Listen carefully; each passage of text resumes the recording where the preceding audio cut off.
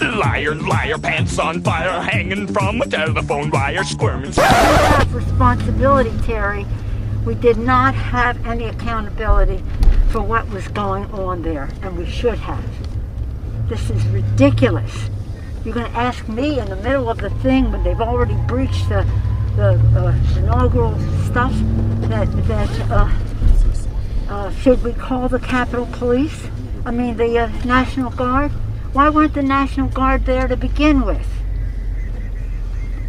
They thought that they had sufficient resources. That is not a question of how they had.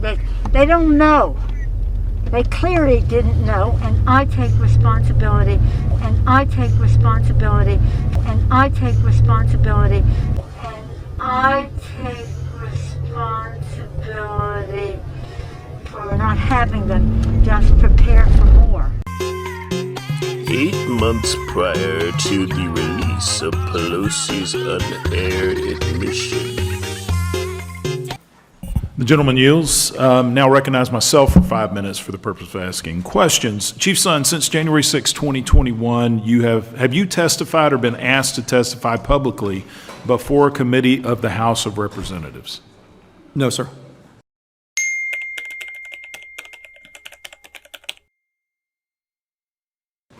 Did the January 6th Select Committee ask you to publicly testify before their committee? No, sir. But you did testify in the Senate, correct? Yes, sir. The Senate combined hearing, I think it was February 23rd. Can you briefly tell us about that? It was a combined hearing. I think it was a really good approach of how to come in and address it. Initially, they did not want anybody that was no longer in their position to testify, which would have excluded myself. Senate Sergeant Arms Stenger and House Sergeant Arms Irving, and I went and specifically asked the Senate Rules Committee, please let me come and testify. I will testify in person to show up. They changed the rules and allowed me to show up. So you had to basically force yourself in to even be able to testify before the Senate committee. I had to call in somebody I knew there and tell them, I promise you, I will show up in person. I was the only one to be there in person, not on video. Thank you for your vigilance there. Chief Son, you previously testified on January 3rd, 2020, or on January 3, 2021, 3 days before January 6th, you met separately with House Sergeant at Arms Paul Irving and Senate Sergeant at Arms Michael Stenger. And you asked them to approve a request for National Guard assistance on the 6th. Now, this is on January the 3rd. I believe this was in your book that you met with both Stenger and Irvin and requested National Guard assistance to be ready on the 6th. Can you explain what happened in those two meetings with Irving and Stenger? Absolutely. So on the morning of the 3rd at 9:24 a.m., I specifically went to see him because I know what a big deal it is to have National Guard come and assist us on the Hill. I went into his office again, 9:24 in the morning, went up and immediately went up and said, hey, I'd like to bring in the National Guard to support me to assist me on the perimeter, because when we have a joint session of Congress, it takes a lot of my personnel inside. But immediately, as soon as I asked him, his first response was, I don't know, I don't like the optics of that. And his second response was, besides, the intelligence doesn't support it. He immediately, then we began talking, he said, have you reached out to Mike Stenger on this? I said, no, I have not talked to him about it yet. He said, why don't you talk to Stenger and see what he has to say? So then I left, went over to Mike Stinger's office at 9:35 in the morning, walked into his office, he wasn't there. I came back, he showed up at 11:13, I showed back up at 11:53 and went in to immediately ask him, I'd like to request the National Guard. He said, let's come up with another idea. Why don't you do you know somebody at the National Guard? I said, yes, sir, I know General William Walker. He said, why don't you call Walker and see if we need them, how quickly could they get here, and how many people could they send us? So I called William Walker 6:14 p.m. that night. He told me they have 125 people assisting with COVID response. He could reallocate those fairly quickly once he got Secretary of Defense approval and send them over. Okay. When you met with Stenger, had Irvin given him heads up that you were coming to ask for National Guard? Yeah, later on, after January 6th, specifically on April 8th, I went and had lunch with Mike Stenger. And I asked him, because it was kind of unusual. He came up with that idea so quickly when I went walking in.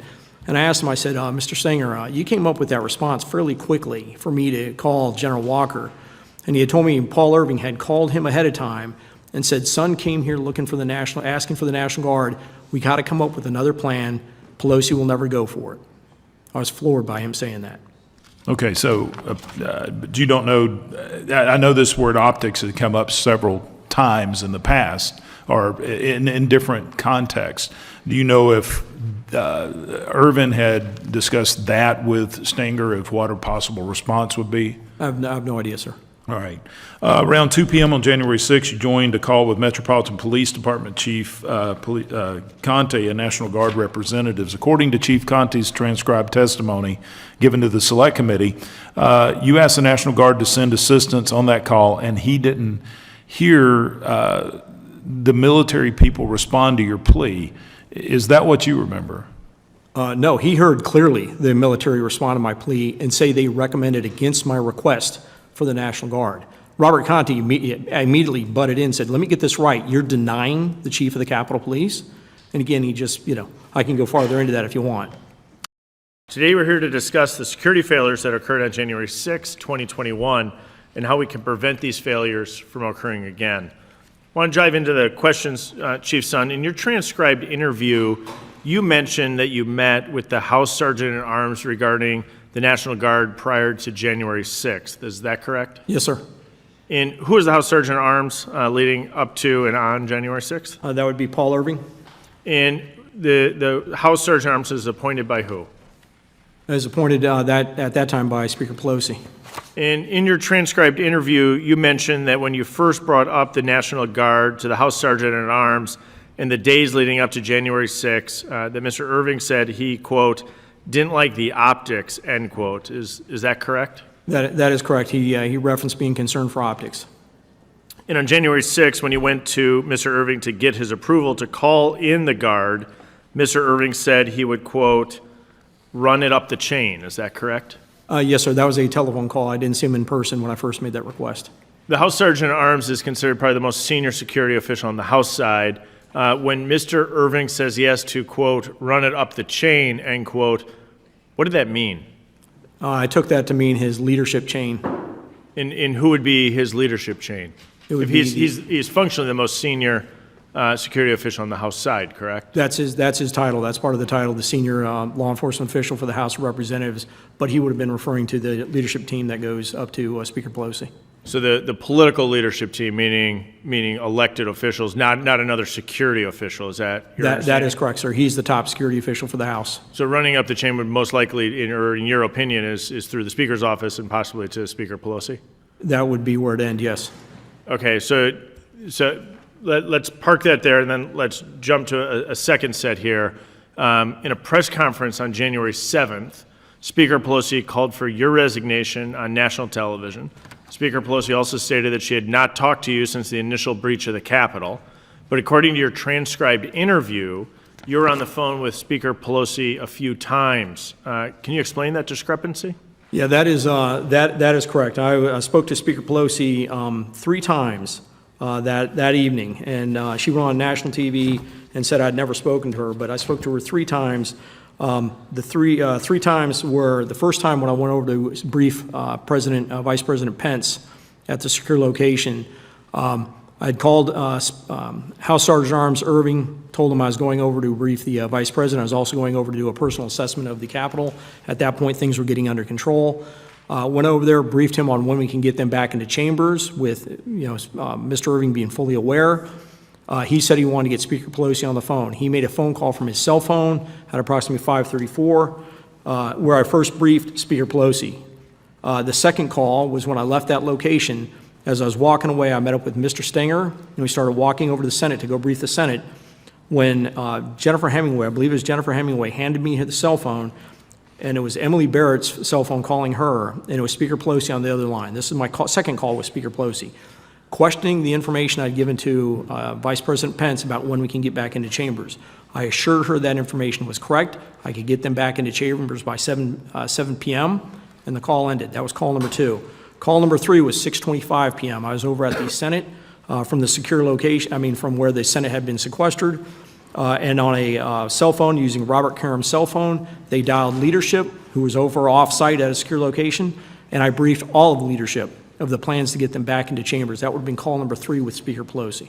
So you didn't have one call, you didn't have two calls, you had 3 calls. So Speaker Pelosi's comments that she didn't speak to you are inaccurate. That is correct, sir. Let me shift gears and go back as it relates to the optics of bringing people up to Capitol Hill and running things up the chain of command, ultimately to the Speaker's office. Do you think Speaker Pelosi's office or Speaker Pelosi herself politicized Capitol security? Shake, shake, shake, baby. Shake your body higher. Shake, shake, shake, baby. You can tell that I'm a liar. Liar, liar, pants on fire, hanging from a telephone wire.